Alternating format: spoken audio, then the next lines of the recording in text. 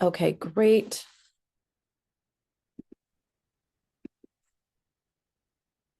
So, welcome to the 2025, 2026 Story of the Stars.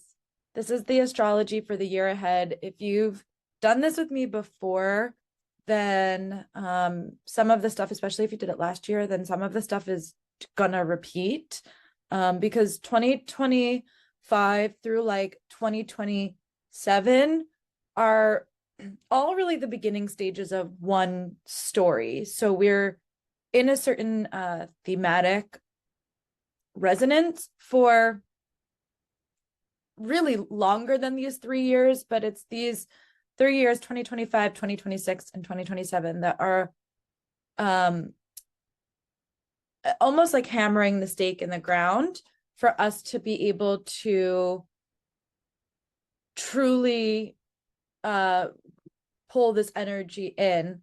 And so 2025 was really, I would say, like a pivotal year. I say this all the time. Like in 2016 and 2017, I was looking at like 2020 and being like, what is that thing? And even as COVID started to unfold, like in China, I remember it being like December of 2019. And I remember being like, what is this thing? Like, it's so weird that this thing is happening in China when like there's going to be this like major astrology. And then lo and behold, like 3 months later, we were shut down. And I was like, oh, I guess this was the astrology. Because I just never would have said pandemic, although I did, my mom can testify for this. I did tell everybody that they would be homeschooling their kids. And I was like, I don't know where I'm getting that message from, but whatever. So, it's weird, like kind of what comes through. Um, when it was 2020, really not 2020, but probably like 2021, when I started to look ahead for the next couple of years for the astrology, 2025 was the next year that I stopped on and was like, okay, we've got a lot going on. And I think everyone felt that this past year. I really just feel like this past year has been, oftentimes I will pick a theme for myself, but I usually do a collective theme. And I would say 2025 to me was all about shifting gears. That's all I kept seeing going into the year was like the gear shift in a car. And I would say 2026 is more of like jumps and leaps and bounds. It feels like we're actually getting the momentum of these things instead of just learning how to integrate the energy, which 2025 I would say was like a sampler. It was sort of our cocktail hour, and now we're really getting the full dose of it this year. And we'll talk about what that means as we go through what is happening this year. So if you've never taken this before, what we're going to do today is we're going to go through the key themes, the key astrology of this year. We will talk about the history of that astrology so you can see where there are the same echoes and imprints of the energy. And then we will talk about my predictions with this energy. And then we will talk about how you can use it to how you can implement it or work with it in your own life. So specific practices. Before we start, before we get into that, there's a couple things that feel critical to me before I do any sort of astrology class in this context ever. And the first is that there is a big difference in a class like this between our personal planets and our generational planets. Personal planets, since you guys are taking astrology, we can dive into this a little bit more deeply, but personal planets would be like Mars, Mercury, and Venus. They are planets that move relatively quickly and close to Earth slash the sun. So they are considered personal because they transit very fast. And so wherever they are in your chart is just a little bit closer to the vest. Whereas we have generational planets, those would be Saturn, Neptune, Uranus, Pluto, those outer planets that are further away from Earth, further away from the sun, those are considered more like our background noise. They're not so personal. They're more they can be personal, and how they fall in your chart will be personal. But they're not personal in that they're as close to the chest. They are so slow moving that an entire generation or an entire segment of a generation will be under that energy. So Saturn, for example, when we talk about like a Saturn return, we're going to talk about Saturn today. But when we talk about like a Saturn return, it happens once every 30 years. So everyone within a span of time for, 28 to 30 years, while Saturn is in a particular sign, everyone that's born in that period of time, it's a much longer period of time, will have the same collective energy that they're learning. So for some of these, they return, like Saturn, we usually get at least 2 or 3, 3 if we're lucky, because it happens every 30 years. You get either 2 or 3 of them in your lifetime when we have a Saturn return. But for something like Pluto, we will never see it return to where it was when we were born. We will never have a Pluto return. We have just an extended period of time, 15 to 20 years in each segment of Pluto, where we're just in that energy. So anyone born within 15 to 20 years, so not even one generation, but sometimes 2, can be born under a specific energy. And there is a collective theme that group of people, all with that energy, will be leveraging to create, a collective wave. Then there is the personal layer that, you can be born with. So my generation was born with Pluto in Scorpio. That means that everyone in my generation has a plight with Pluto in Scorpio. We are the only generation in this lifetime that any of us will see with Pluto in Scorpio.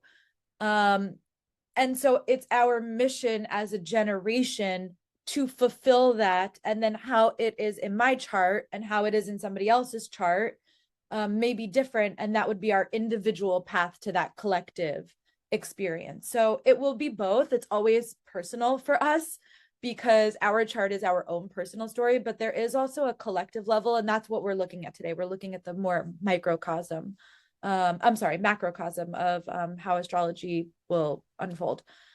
The other thing is astrology is never a direct rinse and repeat. So I like to look at the history because the history gives us a really strong understanding of what's happening, especially when we have something that happens quite often. So for example, we've just come out of Mercury retrograde.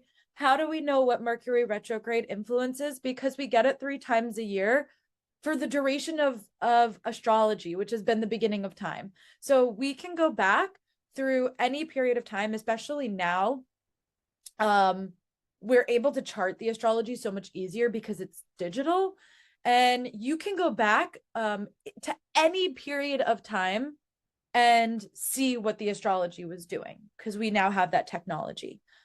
So there is really nothing historically that is out of our grasp for us to be able to understand why the themes that are emerging. And hopefully this will make a little bit more sense as we go on today. And then there are, which I mentioned already, there are collective themes in your chart, and then there will be personal themes in your chart. We sort of discussed that already, but it's important to note because the way that all of the stuff that we talk about today impacts you directly may not be the same as how we talk about it today. But these are just things to look out sort of in the public scope of things. And some of it will be fun and some of it will be historical. But both are relevant because we're in sort of a critical time. And, obviously I host Femme and Furious, which is my pop culture podcast. And one of the things that I think makes this kind of astrology fun is that pop culture always does reflect the sort of historical or political climate. either in stark contrast to it, or in a direct reflection of it. And so we're never really escaping it. We're sort of just digesting all of these themes in different media forms or different pop culture experiences. Sometimes it doesn't even have to be the media, but we'll talk about this kind of stuff as we move through today. And then if you have questions as we go, just let me know. I think I should be able to, oh, here we go. I should be able to get the little, if you put it in the chat, I should be able to get it, or if you like raise your hand or something, or just unmute and let me know. So, oh, here we go. Jess, I'm just adding Jess. Perfect timing, Jess, because we're really just getting started. Oh, good. Yay! It's like literally perfect timing. You couldn't have planned it any better. So we will start with January 26th. This is the first major transit that we will have going into 2026. It is Neptune, which is our planet of dreams. It's our planet of deep water. Neptune obviously ruling over the sea. That's why we've got our little whale and our little guy sinking over here. So I don't mean to put that in like a bad way. It's just the clip art that I found. So Neptune moving into Aries, which is a fire sign. So this is hot water in one context. And it's important to know the elements here. I always like to know this stuff too. On one hand, it could be like a hot spring. You go in, your muscles relax. Hot springs in mythology are connected to the gods. They were often like where the gods had blessed water by literally bathing in it. So on one hand, it's like a place where we can decompress. And then on the other hand, it could be quite literally hot water, boiling water, a crab going into the hot water. And so you need to like be mindful of this. And especially looking at your personal chart and knowing where it is for you, knowing where you have Aries is going to be where you're having the most influence in this energy and in the energy overall, because a lot of stuff is moving into Aries, and we'll talk about that as we go through today. So that's happening January 26th. And this has been 50 years since the last transit. Now, we did get Neptune moving into Aries in 2025, but it retrograded back into Pisces, where it's been for the past 14 years. So it's been a significant amount of time that we've had it in Pisces. And when we get an energy year like 2025, again, it was a sampler year. It's coming around with the hors d'oeuvres and it's being like, just take a little nibble. It's not your entree. You're not getting the full meal, but you are getting a little taste of what you're going to experience. And so we had a lot of these transits that are happening in 2026. A lot of them did happen in 2025. And so you're going to see a lot of the same themes continuing on. But what happens is because it retrogrades back into the sign that it was previously, in this case, Pisces, it's not anchored. It's sort of just that little nibble. 2026, there is no retrograding back into Pisces anymore. There's no retrograding back into the signs that it was previously. So we're really full-fledged into this energy. So really, it's been about 50 years since the last time it was here. I'm sorry, not 50 years. It's been 150 years since the last time it was here.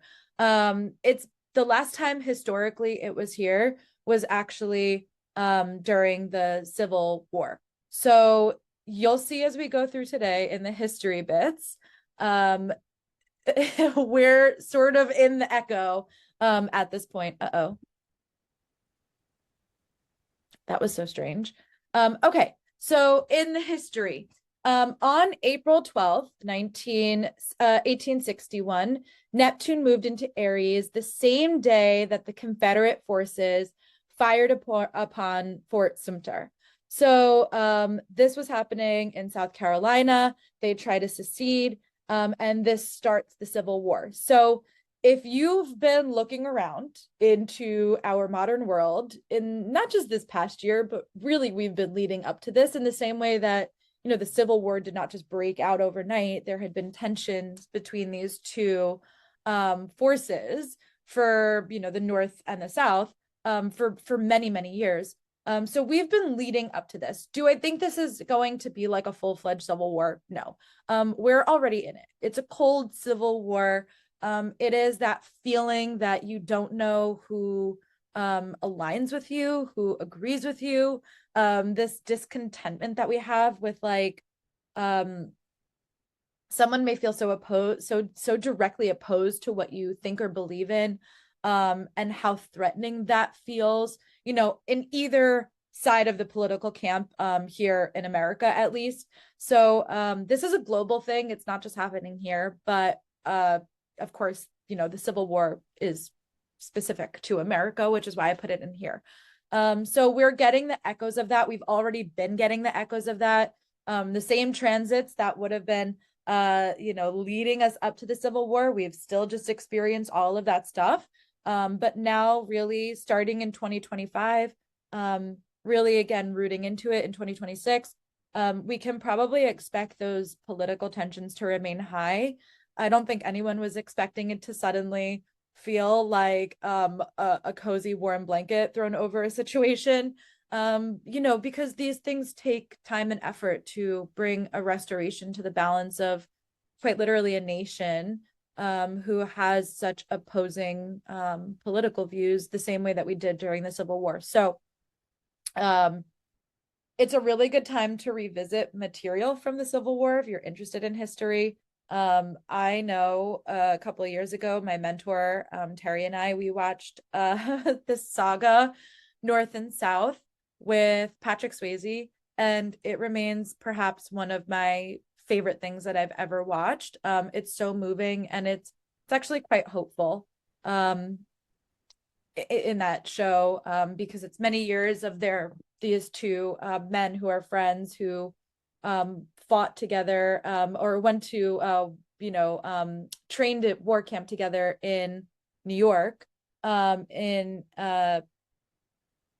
I don't know why I can't think of the town. I can think of Bear Mountain. Anyway, that's where everyone in the country at the time, everyone in the country who would have been going to war, would have been part of the Army or Navy or anything in that capacity, would have been going to just one school in New York. So everyone trained together in the North. And then, the story follows how their friendships, one stays in the North, one is in the South, and how they continue to meet in battle. It's a moving story, but it's a hopeful one that there will be a time where we can maybe find some of that peace and again, that balance again. So also during this period of time, the Civil Rights Bill is formed, and shortly after, in the same year, which is 1866, 1 year after the war has ended, the KKK is formed too. So, these problems don't go away. Just because the war ends doesn't mean that there's going to be an easy or clean solution to things, as we would like to wish that there was. So I think the KKK has also been a focus for a lot of people of late. Like, why does this thing still exist? And I definitely feel like it will continue to be something that we're looking and maybe trying to dismantle in ideology, if not in quite literally in practice.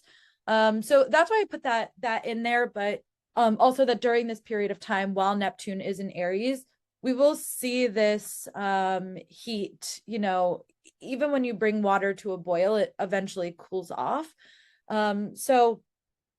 But if you think about it, if you've ever boiled, which everyone here has, a big pot of water, even if you take it off the heat, even if you put it in the fridge, it's still hot quite a long time. So, whatever solutions may be coming in the next couple of years, which I think by the time we hit like the middle of 2027, we'll probably start seeing a shifting in tide of a lot of this tension. I think everyone's tired of it, even if people don't understand why they might be tired of it. It's very exhausting to be out in public and not know, to feel the hostility no matter where you go.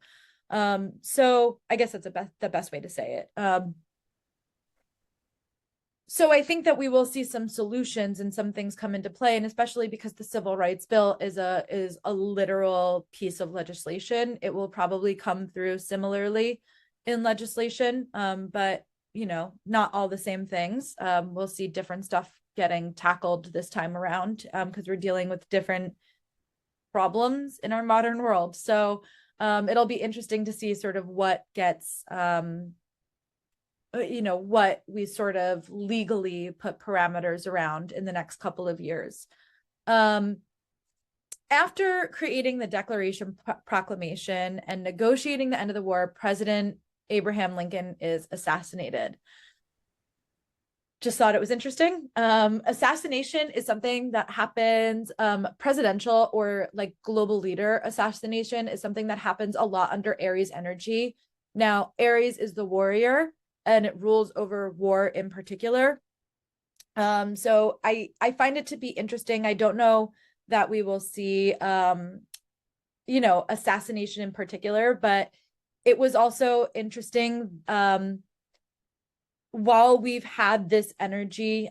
So we've been flirting with this energy of Neptune and Aries for a while. Like I said, it sort of danced into Aries and then danced backwards into Pisces. We did have the assassination attempt on Trump while this energy was being flirted with. And then we also had the assassination of Charlie Kirk, and many others. These are just happen to be political figures, and they're not the only ones.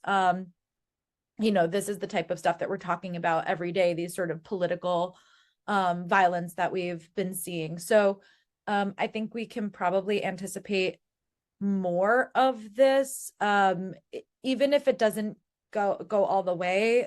We might hear about a lot of attempts of political violence. I don't think that's going anywhere, but I think it'll be a conversation, and I actually think it'll be something that we are creating legislation around. I think this is going to be one of the things that we're really focusing on, creating safety and parameters around the people that are in office, in either direction. And then on a much lighter note, the Transcontinental Railroad is completed. Now, America was sort of, I don't want to say founded on, but sort of renowned for their railroad, to which now I would say on the global stage, we have the worst of it. I don't know. Even the other day, we were in Manhattan. My mom and I were taking the subway, and I'm like, I've lived in New York my entire life, and I can't figure the system out. And like, I don't speak French at all. And like, the subway, the metro in Paris is like the easiest thing to use. Even if you don't speak French, I don't speak any French. It's the easiest thing to use. I speak fluent English. I grew up in New York. I speak New Yorkish. Any sort of slang that you could imagine from New York, I can speak it. I do not fucking understand the subway system in Manhattan. It just doesn't make any sense. It's not easy or intuitive to use at all. And that's not even talking about the fact that like other countries, particularly like Japan, have like really advanced technology here with their train system, and we don't. But I think we're going to start seeing a bigger push for updates in our railroad system, whether it's Amtrak or cross country, faster transit across the country.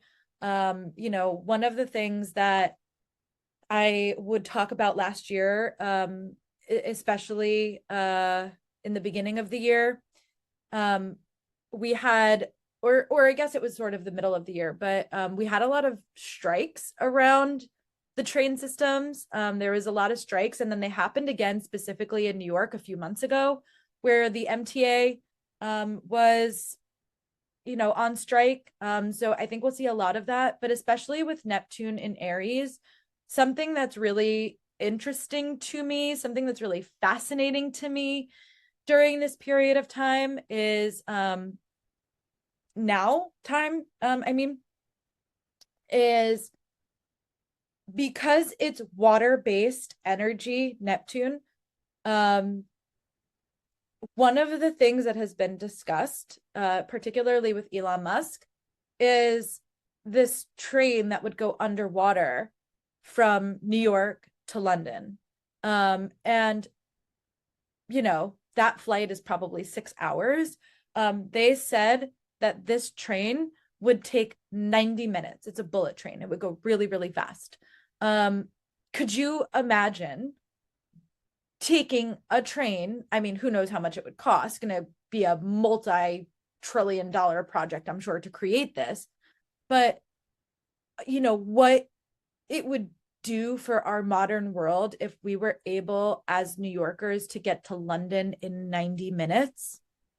That's crazy. So I just think that we're going to see a lot of innovation here. There's a lot of wiggle room for innovation, particularly in America with our railroad system.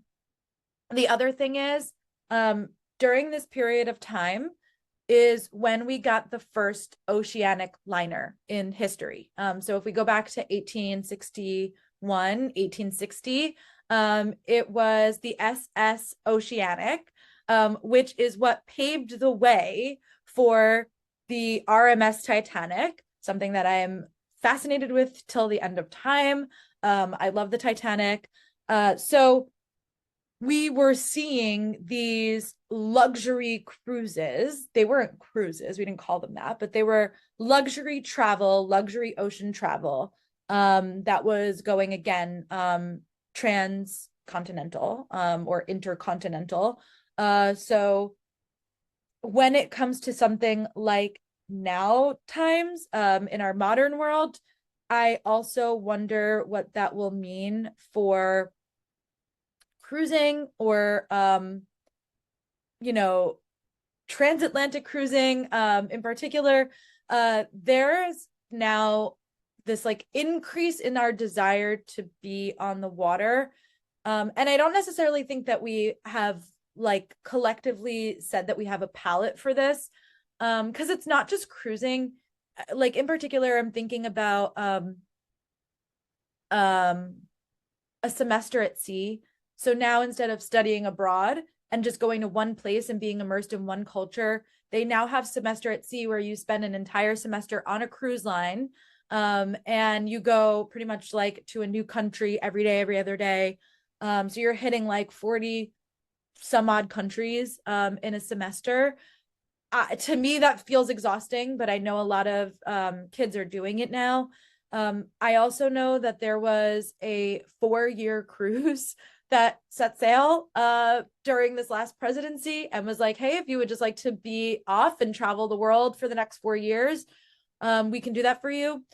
So I know that exists. I know like retirement cruises, people that are going on these retirement cruises to meet other people who are entering into retirement are a huge thing now.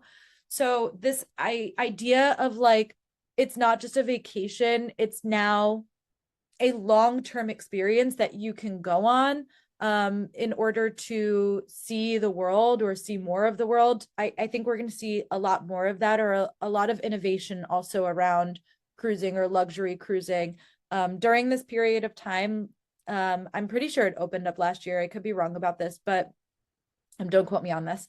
But I think the Ritz-Carlton opened their cruise line last year, as this energy was starting to come in. Is that true, Mom? Well, they have like a yacht, I guess like luxury yacht. I That don't did know that about open cruise last year? line. It's been out a couple of years. Oh, okay.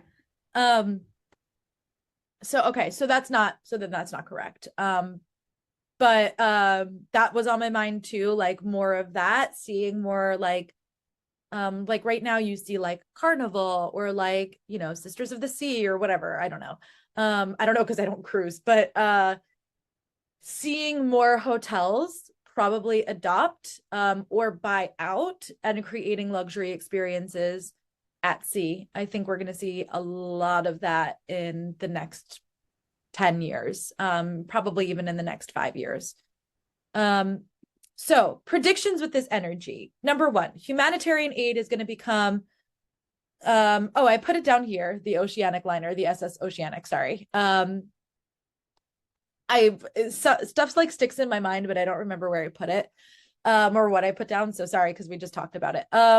So humanitarian aid becomes the first major vocation for people in the next couple of years. And the reason why I say that is because the Red Cross was developed and established in 1863 during the Civil War. Now, this is the Red Cross is an international organization. And I think that just a lot of people are looking out at the world and realizing that they would like to be of service and they don't really know how. And so it doesn't necessarily have to be that it's going to be the Red Cross, taking on all of these people.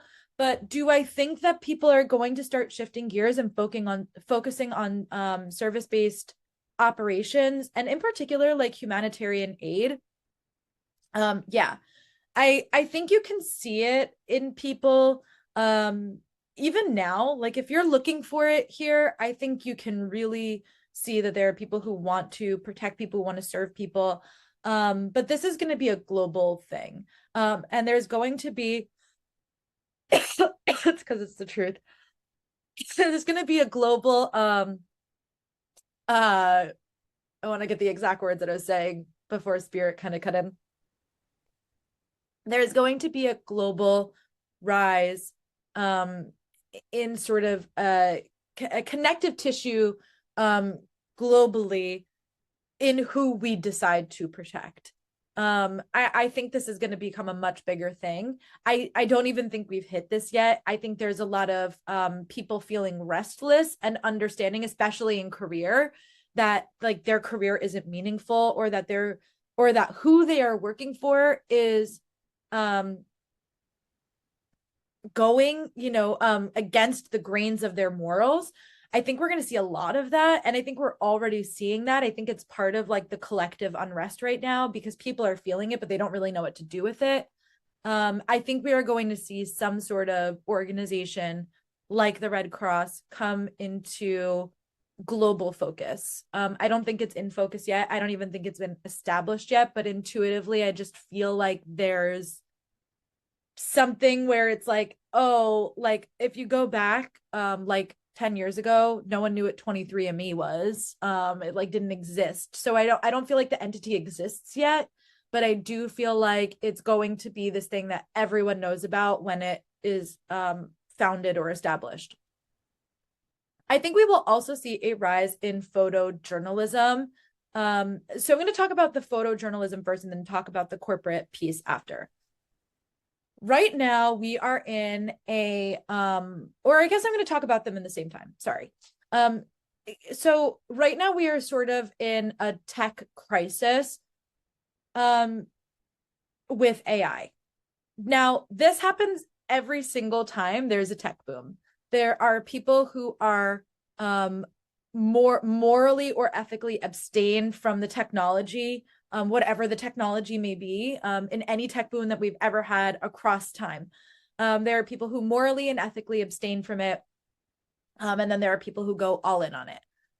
So if I can say like somebody who's all in on it, it's not my sister, but there was this one experience that I had with my sister, like many, many years ago. She got these VR goggles for Christmas. They're really cool. I will say that it is really cool. However, at one point she was sitting on the couch. So our couch in our family home faces our TV, right? She's sitting on the couch, she's facing the TV, she's got the VR goggles on. And I'm like, what you doing in there? And she's like, I'm watching TV. And I was like, on the TV? And she's like, no, in my VR goggles. So through the goggles, you could log into Netflix. So she was looking at the TV because it pulls up anything that's in your purview, in your area, but it just digitizes it to a certain capacity. So she's looking at the TV, but it's playing Netflix through the TV through the digital version of the TV is like I can't even like wrap my mind around it. It's like Alice in Wonderland.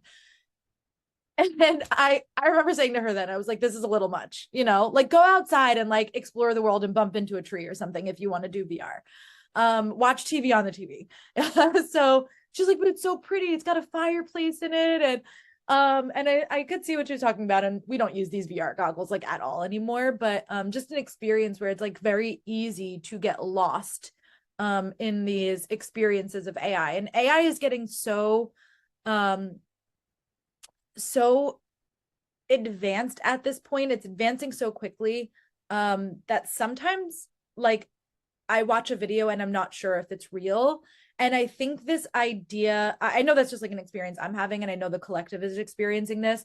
AI isn't going anywhere. So we do have to learn to work with this tool. But I do think that, like, you know, when you take like your corporate trainings, like an annual training, you know, you do like the phishing one, like make sure you don't click on the phishing email, and you take the sexual harassment one and the diversity one. Like I think we're going to see media literacy and like, is this thing AI become a part of corporate trainings?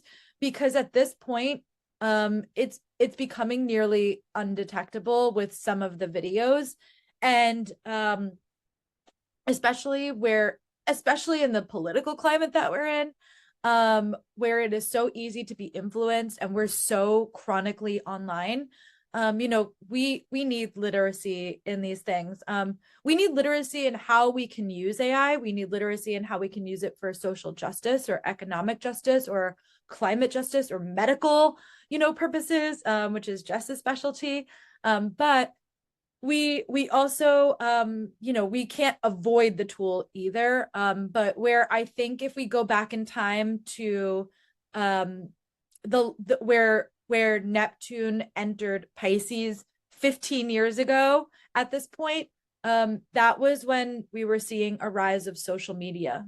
And social media had no, not even social media, Facebook, um because the other platforms didn't even exist at that point. It was the rise of Facebook, and there was no legal parameters to Facebook. And because we had never dealt with this before and there was no legal parameters, you know, these technologies, you know, we're all on it. We're all on Facebook, but you know, they own all of our data.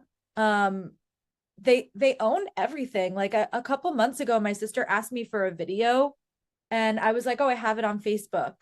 And I went to go and I was like, I can't find any videos. And it said like, oh, we delete videos that are over X amount of years old at this point. So every video from my teens, and when my sisters were young kids, that I don't personally have on my computer or on my phone is just gone, because Facebook said so.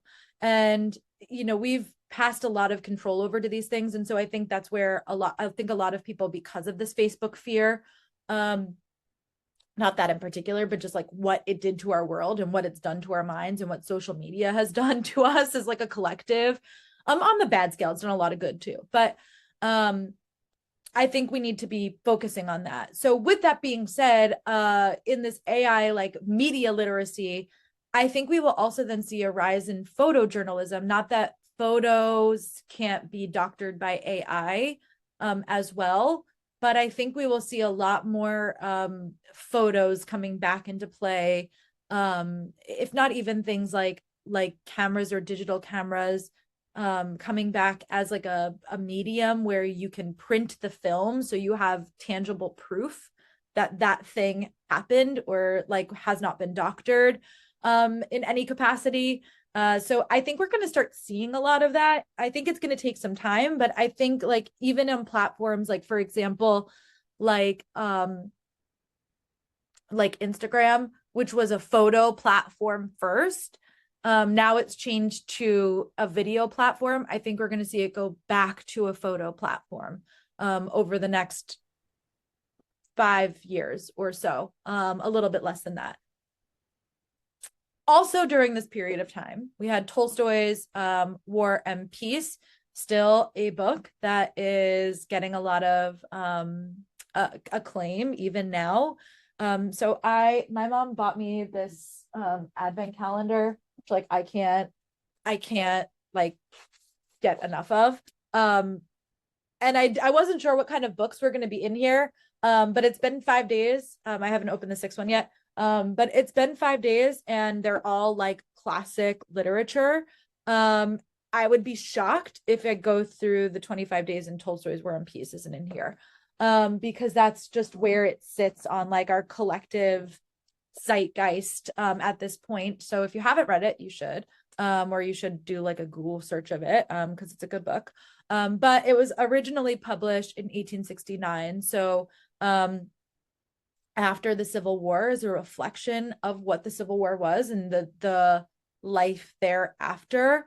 And so I think we're going to see a lot of this. We'll see a lot of major publications inspired by these past 10 years and what this past decade has really shown us as collectives, globally and domestically. And so I think we're going to see a lot of publications and a lot of people coming into, it's Tolstoy is one thing. We look at it as classic literature now, but it wouldn't have been considered classic literature then. It would have been considered just, you know, it would have just been considered a piece of nonfiction. So, we don't know what will come up now in the next couple of years that will be considered classic literature 20, 30, 40, 50 years from now. And then we talked about the oceanic liners. So here's how you work with this energy. Here's your power practices. Number one, hot baths, hot springs, hot tea. This is what I'm drinking right now. It's probably not hot anymore. Hot baths, hot springs, hot tea, all of which is good for working directly with this energy during this transit. You want to relax into the energy. You don't want to, like if you, for example, have ever been out in the cold, again, everyone here has, if you've ever been out in the cold and then taken a hot shower, it hurts.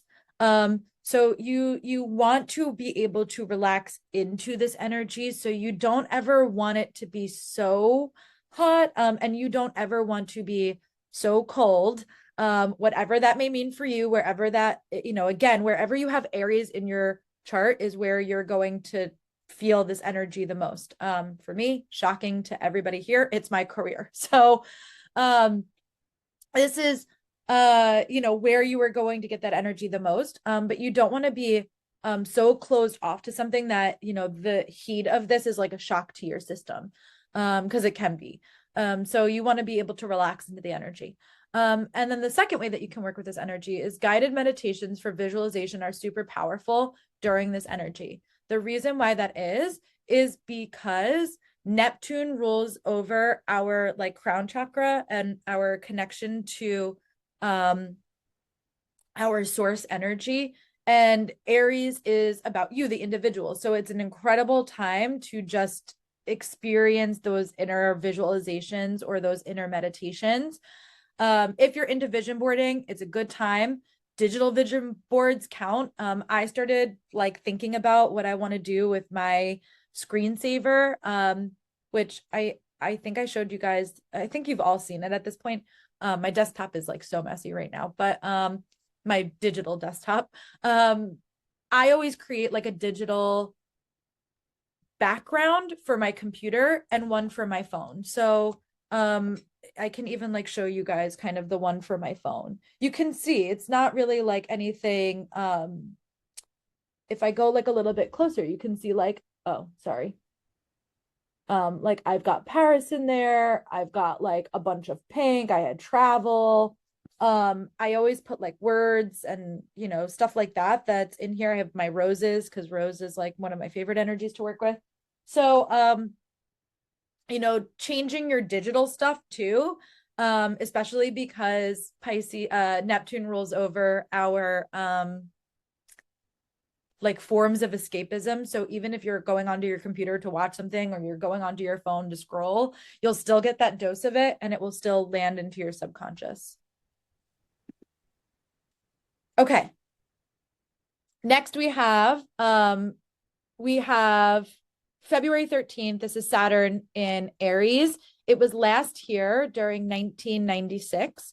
So just about 30 years ago, or exactly 30 years ago at this point, by the time we get to 2026. So it's history. By the way, since everyone here is over 30, you can go back to what was happening for you 30 years ago.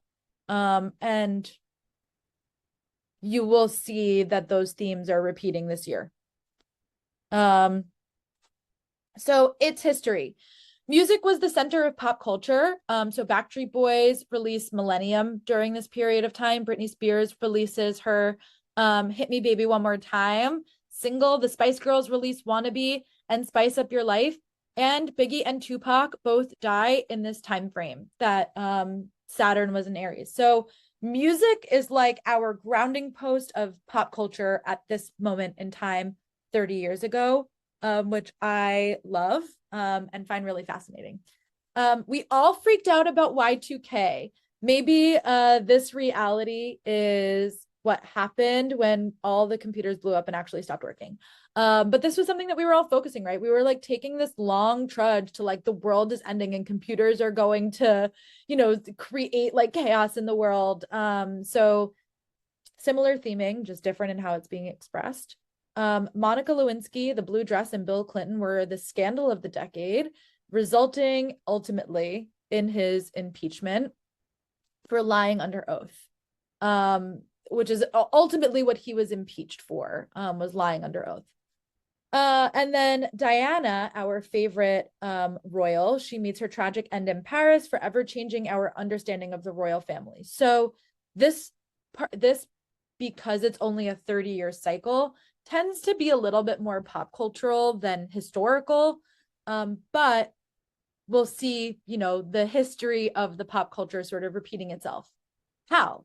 So here are my predictions that are sort of based off of the pop culture. The AI craze is the new Y2K. Screw the Sims, we have self-driving cars. Self-driving cars freak me out. It's a piece of technology that I'm like, I don't know if we need this. I think we can maybe go back to just like, we can just drive our own cars.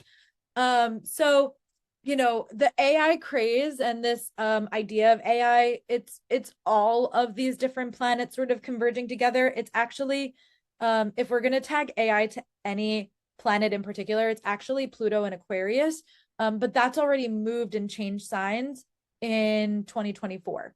So we've been in Pluto in Aquarius really since November of 2024. It was sort of dancing back and forth between Capricorn and Aquarius for like since 2022. It was kind of going forward and then backwards and then forward and backwards. Again, it's a slow moving transit, but in November of 2024, it moved in there permanently. And so like AI actually, and like the real expansion of AI or any sort of innovative technology that we'll see in the next 20 years is actually a Pluto in Aquarius, but we're not talking about that in particular because it's already moved in and it's already sort of been anchoring into the energy, into the collective. But this like Y2K panic that we had, like the world is ending because of technology. I think we're going to see that like with AI, and we're already starting to see that with AI. We will also see a rise in content creation as people learn to bring structure to their content and create stability from it. So as far as like the fields that I think people will be going into, number one is the humanitarian one, like we talked about during Neptune and Aries. Number two is like content creation. It has never been easier to monetize your life.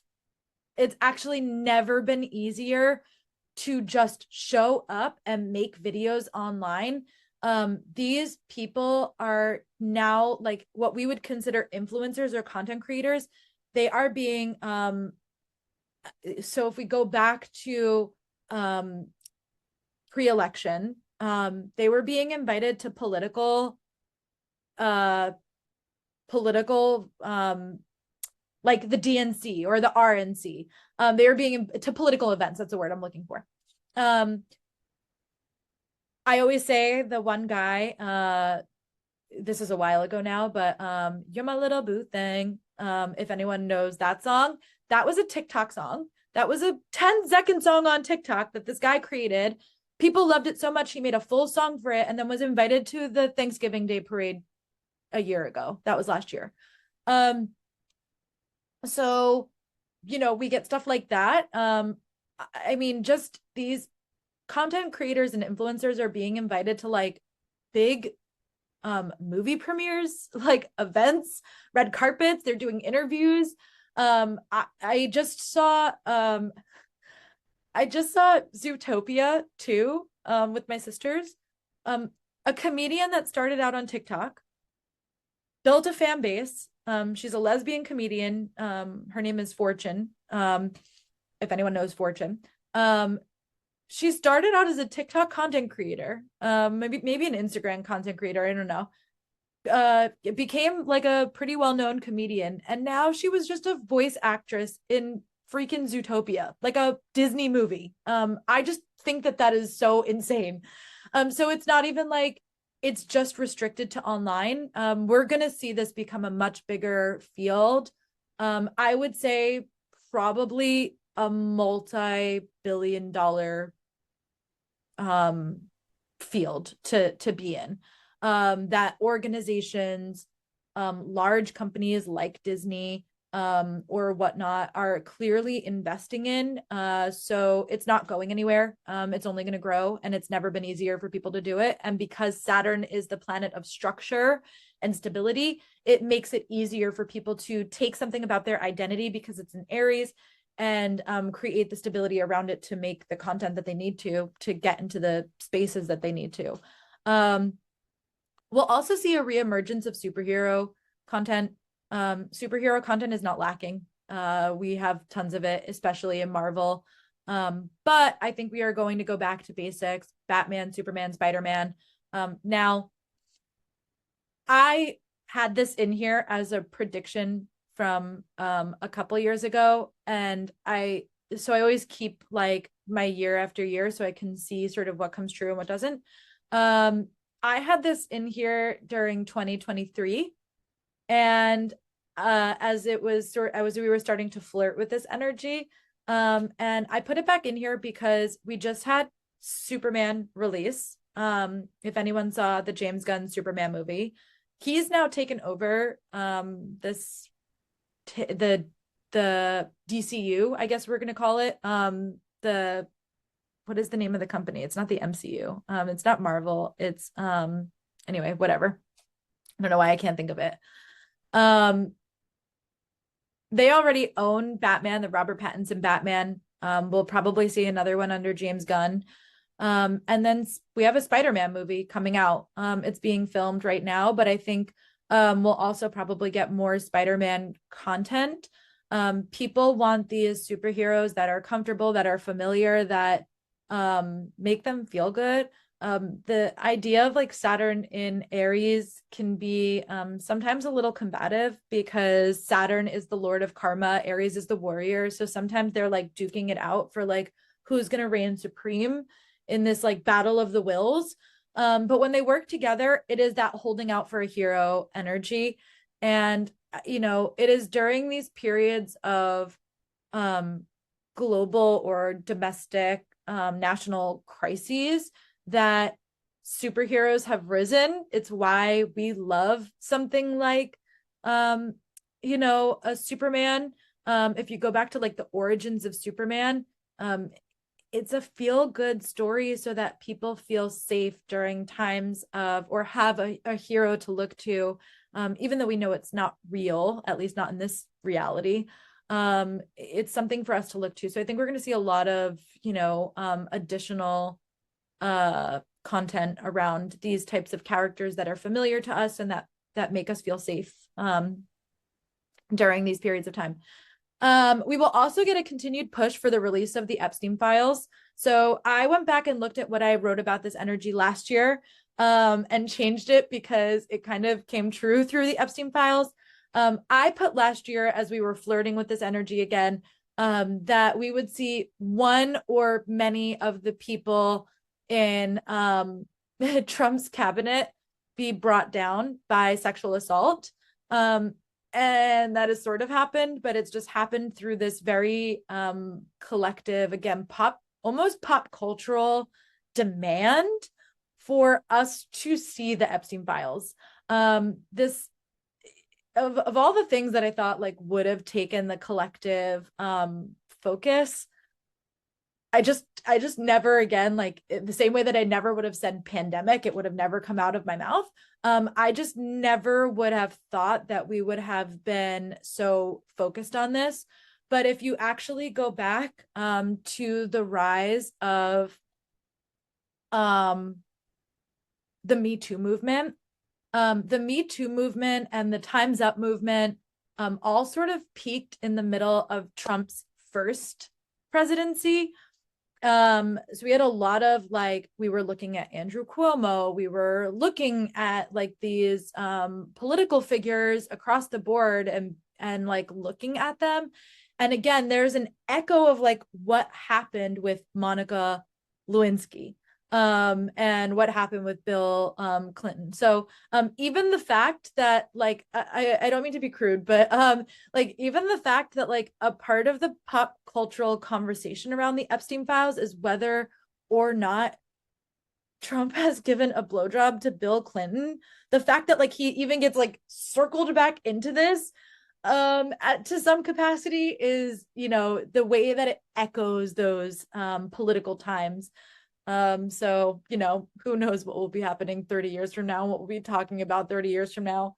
But there seems to be something around this Saturn in Aries energy that is an expose of sexual desire to some capacity. Which, you know, if we're going with sort of the technical pieces, Aries is ruled by Mars. Mars is considered the planet of male sex drive. So you can see how it gets sort of roped in with that. But I think we will see a lot of continuation of the push for the release of the Epstein files. And I don't know if anyone saw, but there was a video that the victims had posted. Like this was the age I was when I met Jeffrey Epstein. So as adults holding pictures of like their teenage self or their, you know, young 20s or whatever. And I think we'll see the victims and the general public continue to get angrier and angrier. And I don't necessarily mean that, you know, it will get violent or anything like that, but just a frustration of a need for transparency. And again, this is like tying in with this AI thing. It's the same theme, it's just expressed differently, where it's like people want something authentic. People want to know what's real.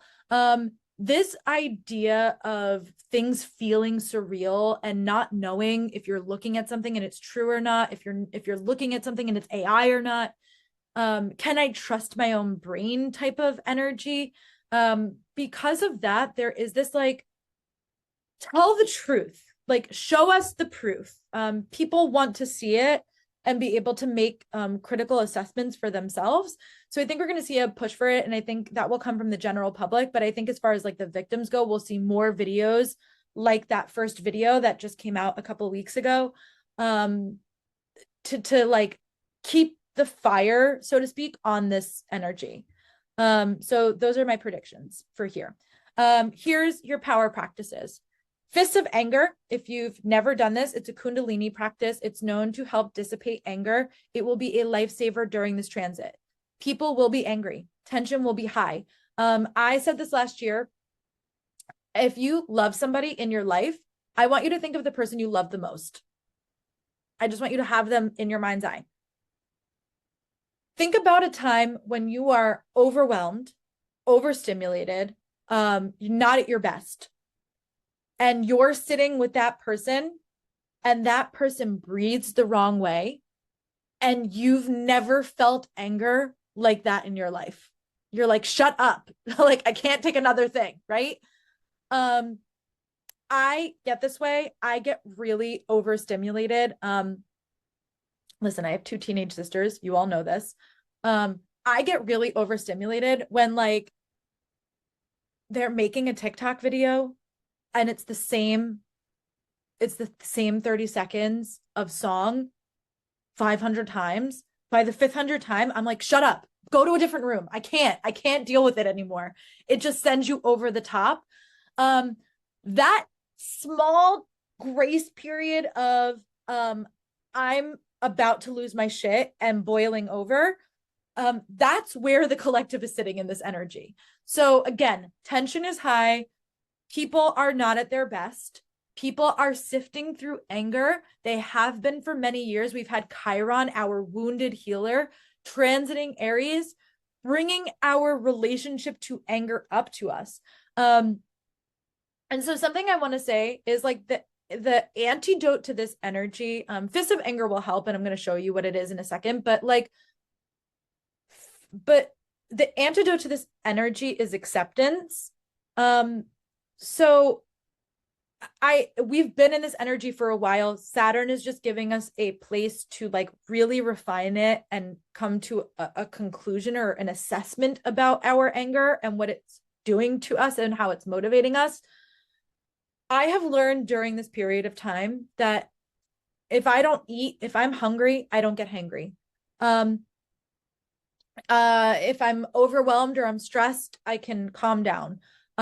If I'm tired and I am being deprived of sleep, I have noticed that this is my line. This is the thing that I can't cope with. And I have two cats who are nocturnal. Now they're not, but and for the most part it's fine. But my cat Fig, she is really, really clean. And she will go into the litter box and then she will dig in the litter box and it's loud. Like she's digging like this, sometimes for 4 or 5 minutes. But 4 or 5 minutes at 3 a.m. is frustrating to me. And normally I would yell at her. And then I noticed the other day, I was like, this is just who she is. I am, this is not her problem. This is my relationship to my anger around this. Like I'm frustrated. That doesn't mean I should yell at her because this is just who she is. And for the most part, she's a great cat. And her being clean isn't a problem. It's just a problem at 4 a.m. when I want to sleep. So, it's almost like rationalizing to yourself, like, is this worth getting angry over? Same thing the other day. We have a light on the stairs, and I had all the lights off, and my sister came down here and turned the light on the stairs on, and then went upstairs and went in the shower and left the light on. And I had all the lights off, and I was already in bed, and I was like yelling for her to close the light, and I was like, turn the light off, and I could tell she was already in the shower. She didn't hear me, and I was like, like typing a text message, like, are like, hello. And then I like deleted it because I'm like, this isn't a big deal. And I'm not going to care about this tomorrow. Get out of bed, turn the light off, and move on your way. Like, she didn't do it on purpose, not being mean. She's 17 years old and she's a teenager. Like, it's fine. Just accept her for who she is. Like, she's not thinking of stuff like that. My younger sister is always really good. She turns the light off every time. But my middle sister lives in her own land, and I love that about her. So I don't want her to change that just because I'm frustrated. I have to get out of bed, walk 3 feet, and turn the light off. So our relationship to anger is something we are really exploring. We have been for a long time, but we're getting some structure to it. It actually feels nice to be getting some structure to it. But Fists of Anger is a Kundalini practice. You can look it up on YouTube, but you will put your thumbs to like the inside your palms and squeeze. And then it's a 3-minute practice. You don't have to go for 3 minutes. But you bring your arms over your head. And while you're doing that, you can close your eyes or you can kind of soften the gaze. You will breathe all through your mouth. And it's strong breaths. I can't show you my belly, but and as you're doing that, you are thinking of all the things that piss you off. Everything, big or small.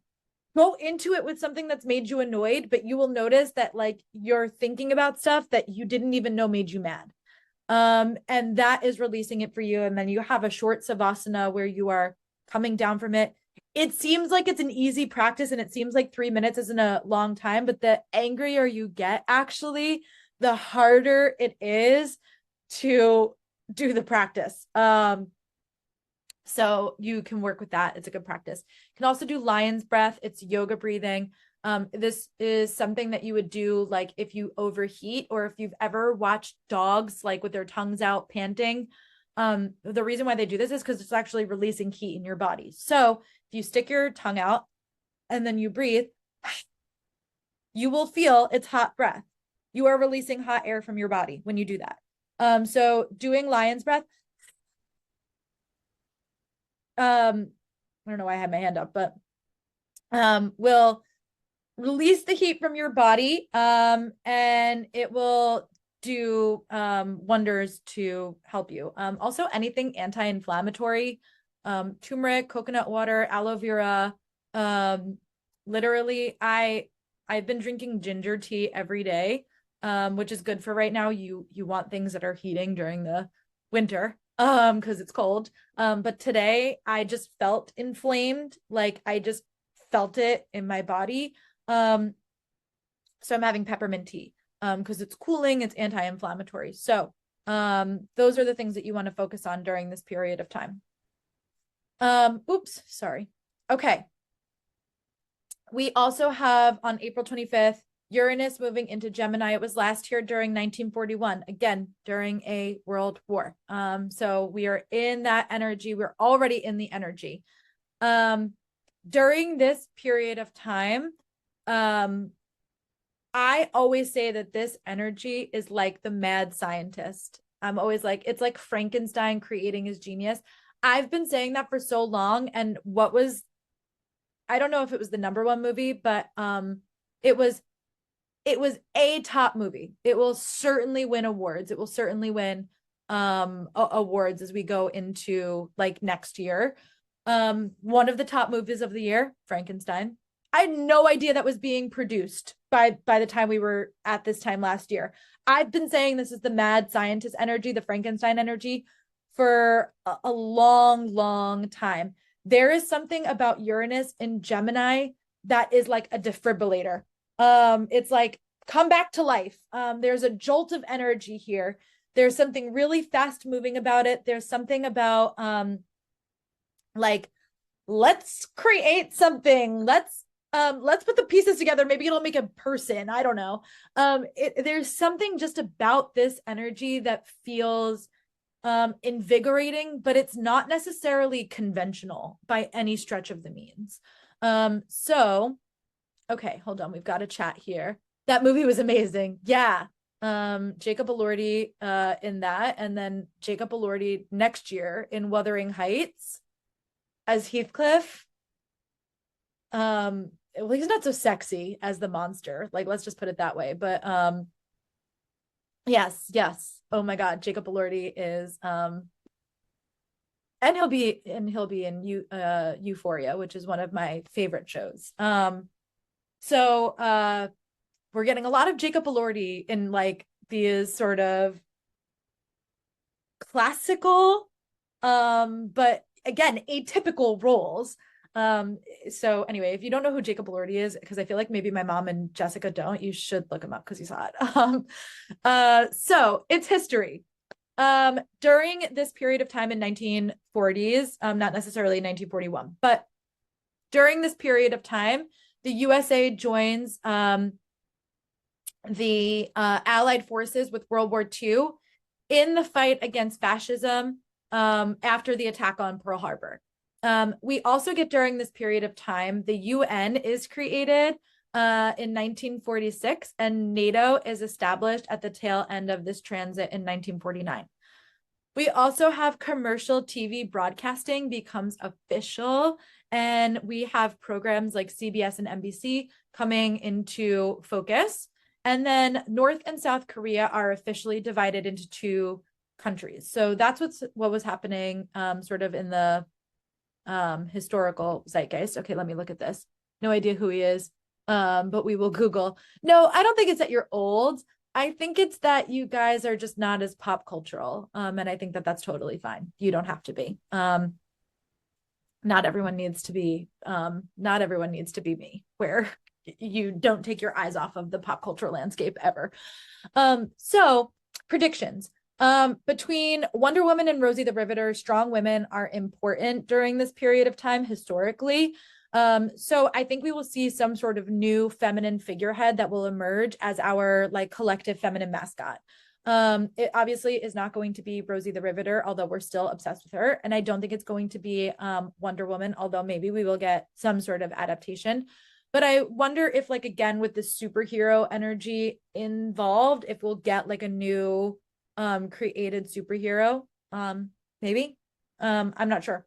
So I will also say that one of Marvel's highest rating movies was Captain Marvel, which is a woman superhero.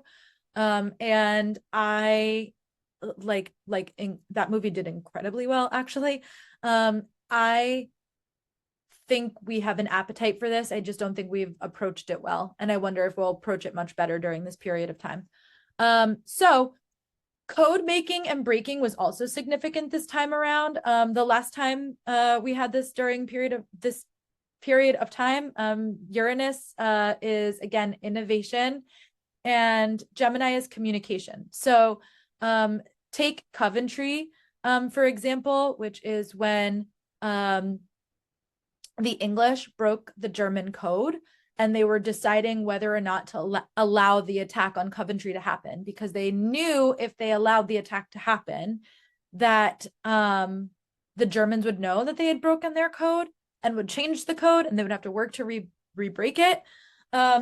So that was Coventry. That's like Coventry summarized like poorly, really, but that's the summary of that. The Navajo code talkers was also really significant. So the Navajo were like drafted basically into World War II. And because they spoke Native American and they had their language in Navajo, they were able to communicate to each other in a way where it could not be broken. In particular, they weren't really fighting on the German front. They were fighting more in Hiroshima and Japan. So they were able to use their native language to basically get around other people being able to understand them. So they rose like quite high in the ranks of the military because of that. We also had the Mormons, who, if you've never heard of this story, it's incredible. There was like a group of Mormon missionaries who were, doing their Mormon thing out in across Germany and Poland and all of that stuff when the country started to shut down, particularly Poland. And this one guy in particular was using whistle coding in order to find Mormons and make sure that every missionary who was out was able to return safely and be, sometimes even snuck out of the country to make sure that they were all able to return home. So some really incredible, like nonverbal forms of communication that I think will rise in the public ranks. The helicopter and the jet engine were both invented the last go around. These innovations around air travel were incredibly prominent during wartime and will probably become prominent again. Again, maybe new innovations around. In particular, I'm wondering if we're going to start seeing, hybrid jets in the same way that we have hybrid cars. I don't think we will ever see jets without fuel engines. Maybe, I don't know if that's true or not, but I do think that we will see a look at how to make planes more sustainable and what that will look like. So carbon footprints, the Paris Climate Act, and nuclear technology are the political conversations that are going to be center stage during the 1940s. And I think that that's not changing. So I think we're going to still be focused on that. I think climate is, if there wasn't so much, political tension, I think climate would maybe be the top political choice a political tension, political conversation that we would be having if there wasn't other issues involved in the world. So I think we'll see that come back into rise. So here are your power practices.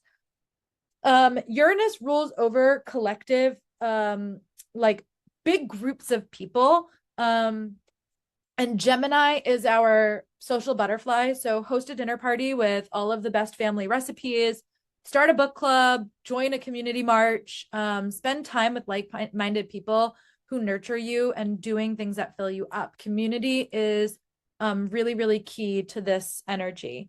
And then publish something, anything, literally an article, a broadcast, a podcast, a Substack, a piece of music, a piece of art. It doesn't matter.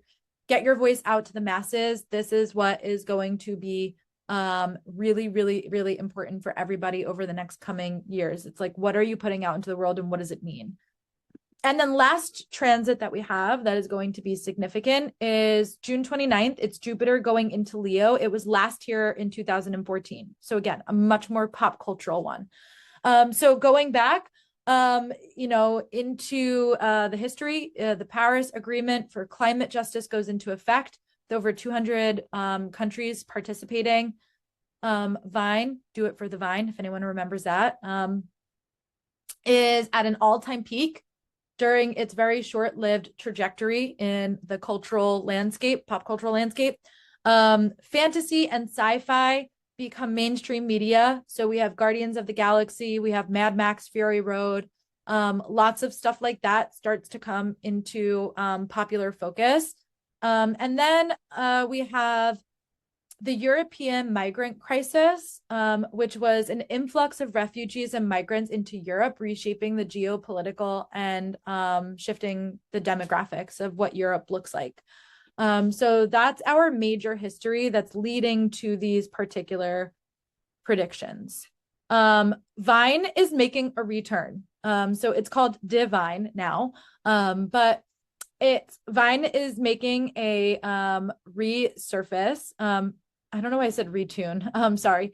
Vine is making a resurface. And so platforms like Instagram and TikTok will remain struggle to remain competitive because Vine was really like what Instagram's Reels and TikTok is now was what Vine was originally. And I think people who were part of that culture really loved Vine. So I think we will see people like flock back to Vine and then like, what are these other platforms going to be and how will they be reshaped? So a lot of reshaping of like social media over the next couple of years. We will also see a lot of shifting of global leaders on the world stage. And this is where it's going to feel a little bit chaotic in what is going on in the world at this moment in time. I think there was a question, so I'm just going to try and pull this up. What's Vine? Okay. So Vine was like a platform similar to Instagram or TikTok. It was just short clips. It was not long form video content. It was just short form video content. And so like a lot of if you go back to like I'm trying to think of like something that like maybe everyone would know, like ow Charlie, you bit my finger. That was Vine. That was actually on Vine and then uploaded to YouTube. Another one would be like, damn Daniel, like, or like when Crocs became a thing and people were like, what are those? Like all of these like little pop cultural, if you've ever heard of any of those pop culture phrases all came from Vine. So Vine was just there was no TikTok at this point. There was Musically, which was a music app, which is what you would record like little music videos. That was what TikTok Musically turned into TikTok.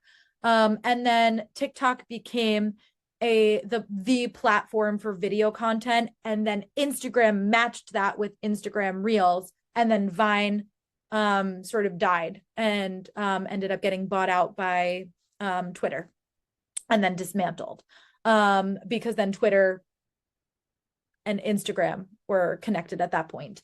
So it was sort of like the original platform to create short video content.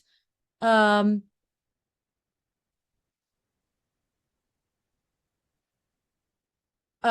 Leo is going into, so I missed slide 15. What's happening on June 29th? Leo is Jupiter is going into Leo. Um, so wherever you have Leo, Jess, this will be a good year for you going into it. I have it in my rising sign right now. You will have it in your rising sign. It's a lot of expansion when Jupiter comes in there. So I think we're gonna see that with Vine. A lot of shifting of global leaders. Why? Because Leo is our leaders. They are heart-centered leaders in their finest form. So we're going to see a lot of that moving around. And then we will also see romantasy. If we go back and we're like, hey, fantasy and sci-fi became big things.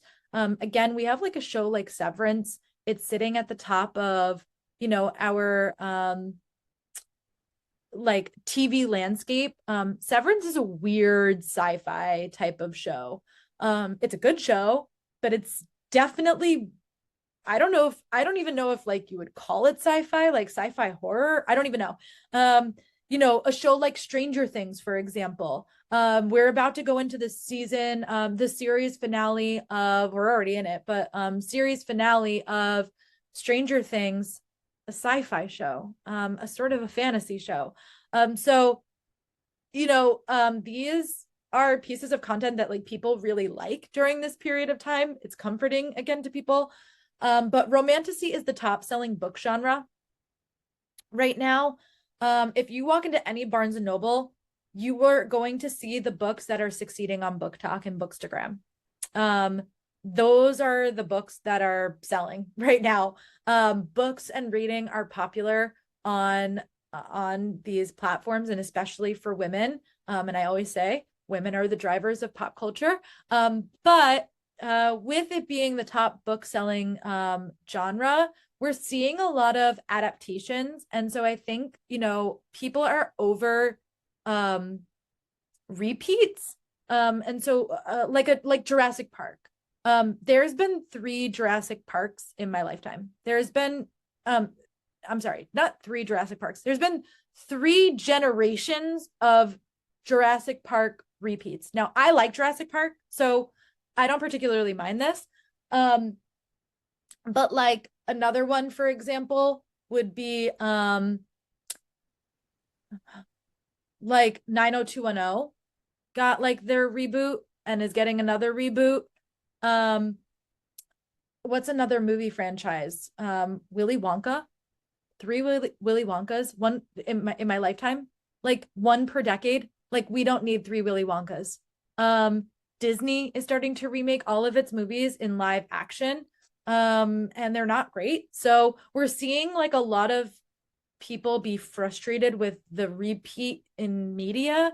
And I think a way that we can satiate that is to do these book to movie adaptations, and they're not done well right now, and that's very frustrating to the book community. So like a lot of stuff is getting adapted currently and always has been, but I think we'll see a bigger push for it, especially because shows like House of the Dragon, Game of Thrones, like we're talking about some of the biggest shows in the past decade have been fantasy or sci-fi. So I think we're going to see like a bigger push for this. Okay, hold on. Here we go. Tron, yeah. Tron, another one. Tron 1 in the 80s, Tron 2 in the early 2010s, like 2012, maybe that came out, or 2011. One of Disney's biggest flops. They end up building a roller coaster and revamping the movie, and they just re-released it. It's like they were like couldn't let go of the fact that it was a flop, like just let it flop. So we see a lot of that, but I definitely think that we're going to see a lot of these books that are popular on Book Talk get adapted to TV. Um, and then record heat waves. Leo rules over the sun, and Jupiter is our planet of expansion. So, on a more I don't want to say negative side, but global climate change is like an issue. And again, one I think that we're going to be really focusing on. And so record heat waves, I think we're going to see across the globe, forcing more people to get serious about climate change.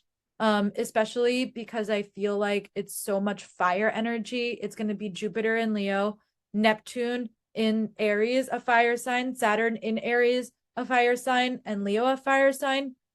We have a lot of fire energy going on. So whether that is quite literally like wildfires, but may that not be like, I pray that it's not. But I could see there being a lot of droughts and a lot of water supply issues, or trying to get water to people over the next couple of years. But mostly while Jupiter is in Leo, it's only there for a year. So I think we'll see like a sort of a spike in this during that period of time, where like alternatively, to give you guys like an alternative POV, right now Jupiter is in Cancer, a water sign, and New York is supposed to have like record snow this year. I know like before I left Paris, there was snow there, and it's like Paris never gets snow. Like it was rare. Like people were like, "What is happening right now?" To the point where like the subways, the metro shut down there because it's like it doesn't snow. People don't know what to do with it. Um, we had like record hurricanes during Jupiter in Cancer so far. And there was some like Neptune and Pisces energy influencing that. So Neptune, a water planet in a sign of water. But when the elements are in play, so a lot of water energy, that's when we had I forget exactly what it was, but the bridge that the I don't know if it was the Baltimore Bridge. I feel like it wasn't the Baltimore Bridge, but it was in Maryland. Anyway, that bridge collapsed into the water. Um, well, no, that was hit by a boat. Actually, which would make more sense. So that happened during that. Asheville got like drowned basically during hurricane season last year. And Florida. Florida got like hit really, really bad. So, the elements are important because they give us an indicator of the Texas floods. Yeah, exactly. So we pay attention to the elements because the elements are also going to tell us what kind of natural disasters we are going to be experiencing. So, whereas like we're still in Jupiter in Cancer this year, record snow is supposed to be coming for New York.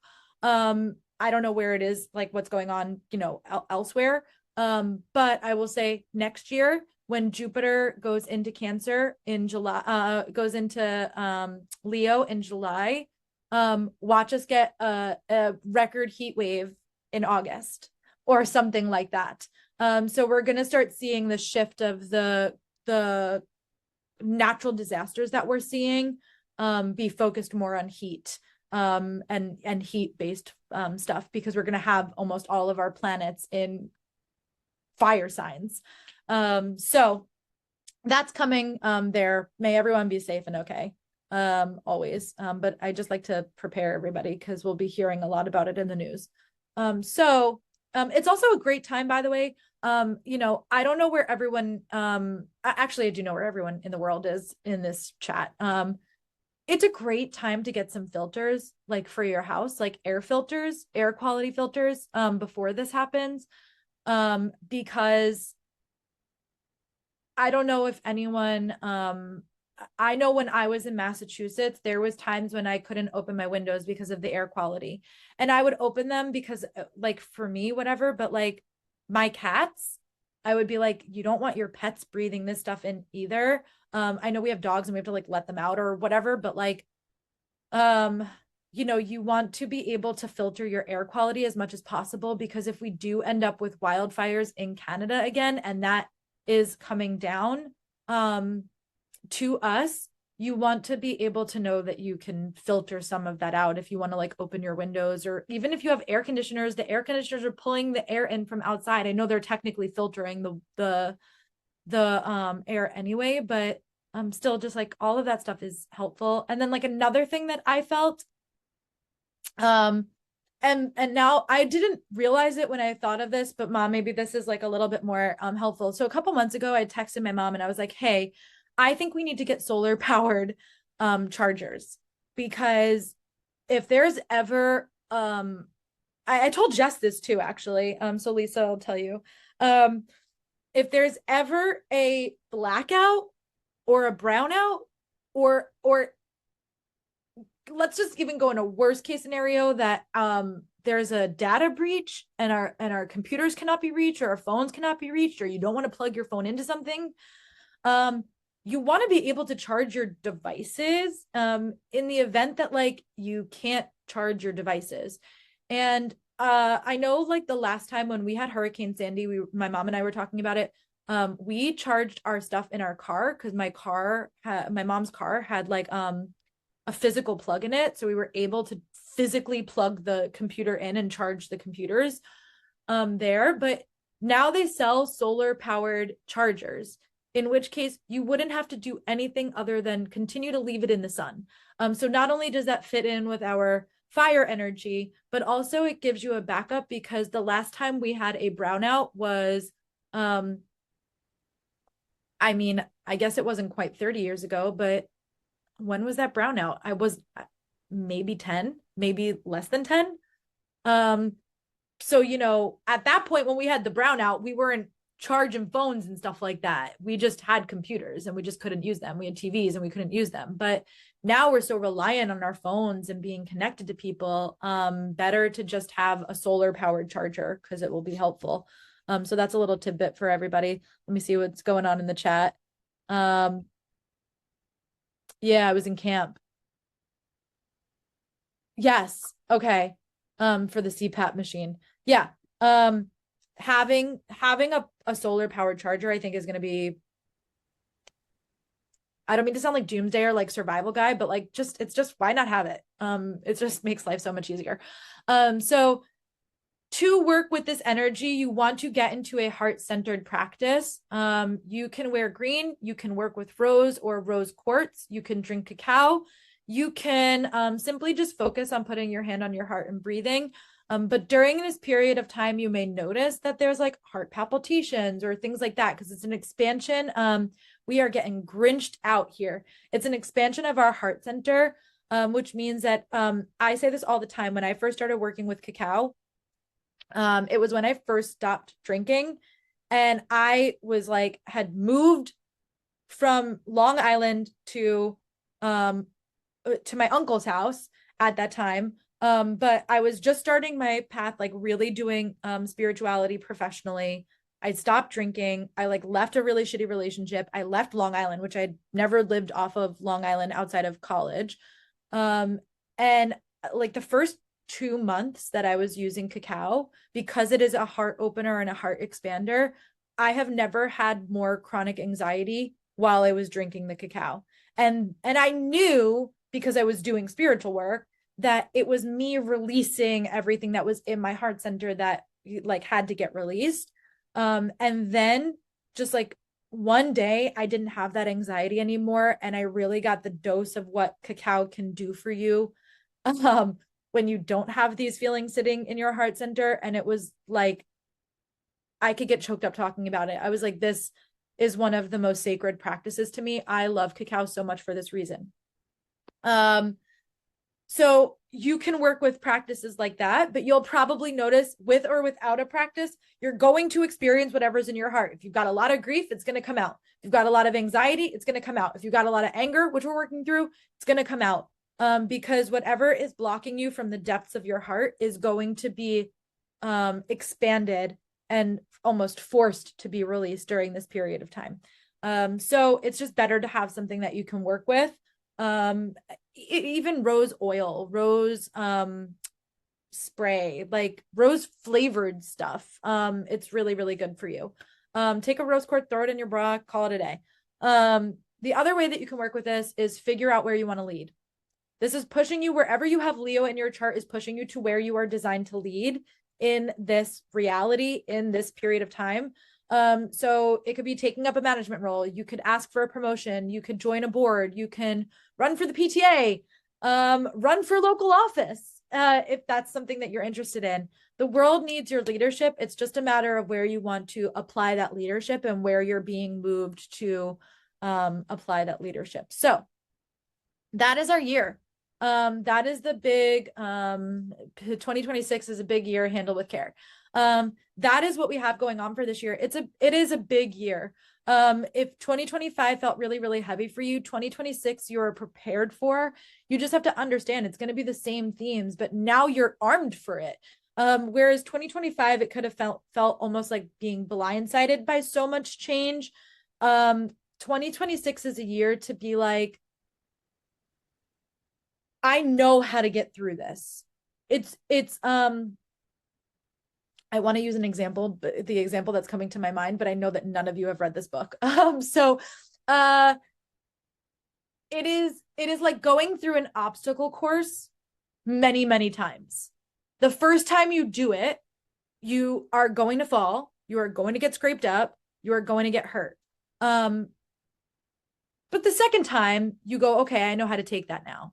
And the third time you go, all right, I've got part one of the obstacle course down. I've got part two down. I've got to figure out how to get through part three.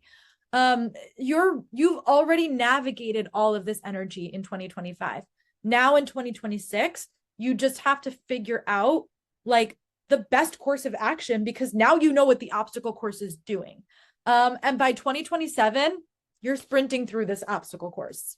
You're getting through it really, really quick. So we're in this energy for a while. The way that we're going to see it shift and evolve and change over from 2025 to 2026 and then 2026 to 2027 is going to be, I think interesting. But this is the energy that we're working with. And if you can go back to 2025 and just say, okay, I'm exhausted. I think we all are. But now I know. And so here's how I'm going to approach next year. You're going to sift through this year like cake. It's like just like goes right down. There's no resistance because there's nothing that needs to get changed or altered. There is just having the plan in your head. You don't have to figure it out as you go. You already did it last year. You're just getting the opportunity this year to really be able to move through it quicker. Really. So any questions? Any at all?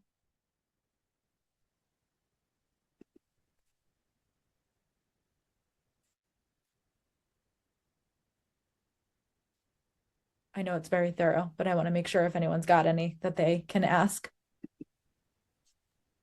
Hey, Julia, can Yep. you? Okay, yeah, I have a question. Mm-hmm.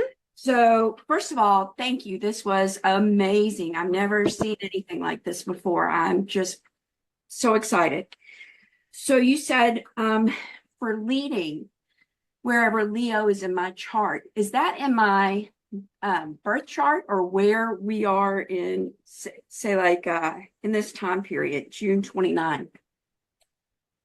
Well, so it's where it is in your birth chart, and then that energy will be amplified during that period of time. So wherever you have Leo in your chart on June 26th, when it moves in there, that's when you're going to start experiencing it. Okay. Good question. Other questions?